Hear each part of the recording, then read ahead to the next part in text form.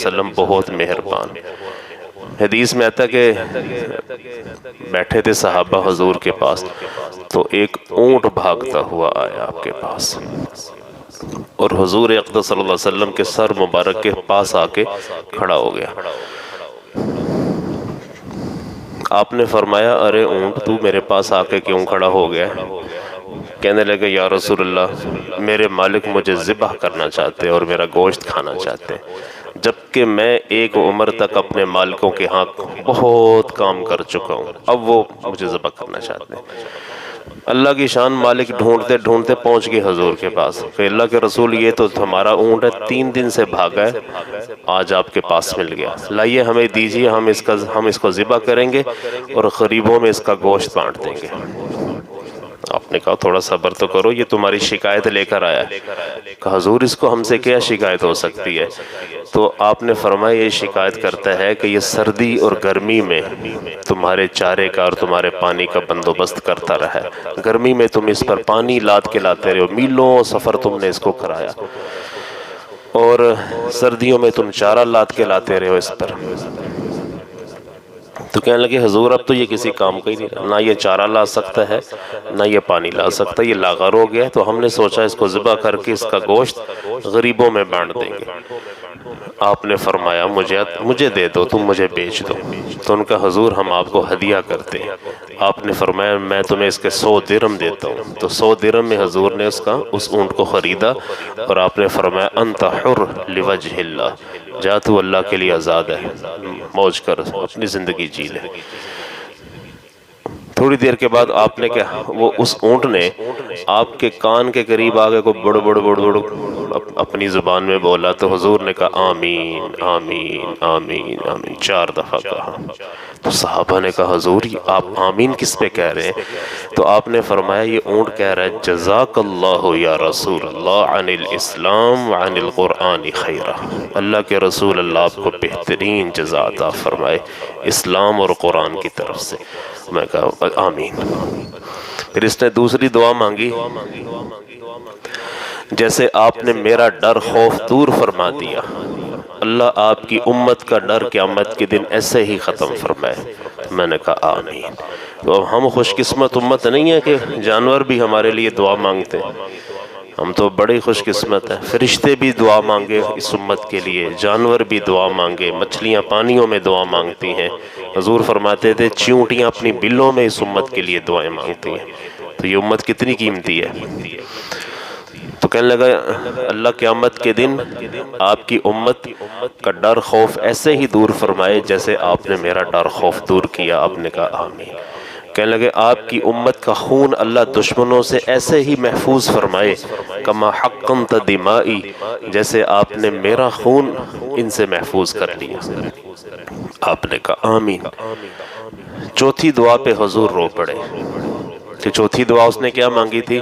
لا جعل اللہ بأس بینہا، اللہ کرے آپ کی امت کے درمیان لڑائی جھگڑے نہ ہوں۔ تو حضور فرماتے یہی دعائیں تو میں نے اپنے اللہ سے مانگی ہیں، یہ دعائیں حضور بھی مانگ چکے ہیں کہ یا اللہ میری امت کا ڈر خوف قیامت کے دن دور فرما، اور میری امت کے خون کی حفاظت فرما دشمنوں سے، اور میری امت کو بہترین جزا عطا فرما اسلام اور قرآن کی طرف سے، اور میری امت میں لڑائی جھگڑے نہ ہوں۔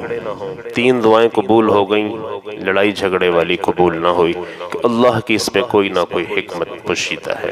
اس لیے حضور فرماتے تھے آپس میں لڑائی جھگڑوں سے بچا کرو، لڑائی جھگڑے یہ دین کو مونڈ دیتے ہیں، جیسے اس طرح بالوں کو صاف کر دیتے ہیں نا، اسی طرح اس آدمی میں دین کا ایک ذرہ نہیں ہوتا جو لڑاکا ہوتا ہے، جو جھگڑالو ہوتا ہے، جو چھوٹی چھوٹی بات پہ گلے پڑ جاتا ہے، اس بندے میں دین کا نشان تک نہیں ہوتا۔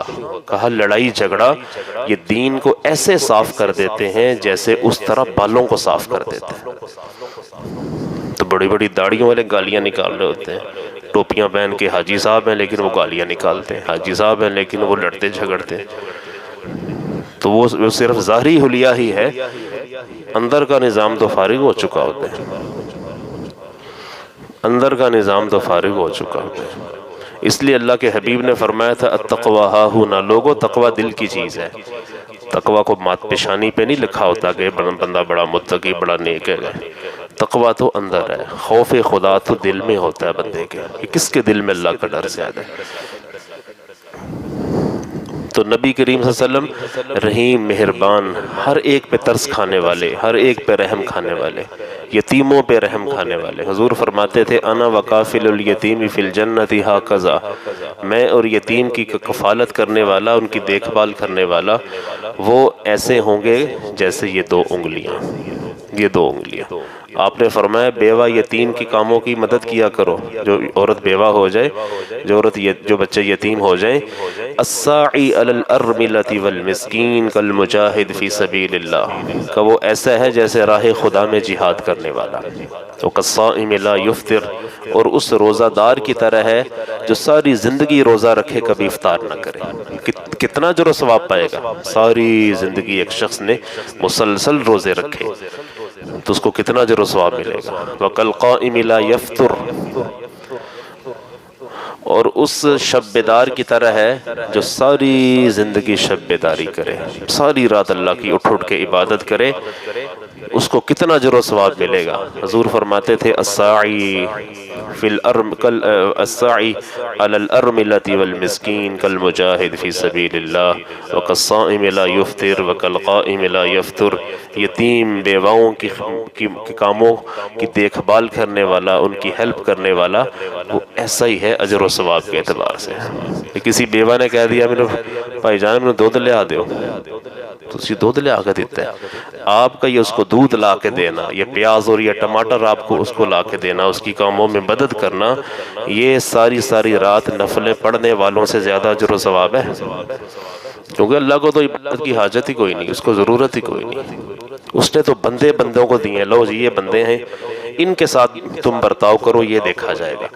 بندوں کے ساتھ تمہارا کیا برتاؤ ہے، بس یہ دیکھا جائے گا، یہ دیکھا جائے گا۔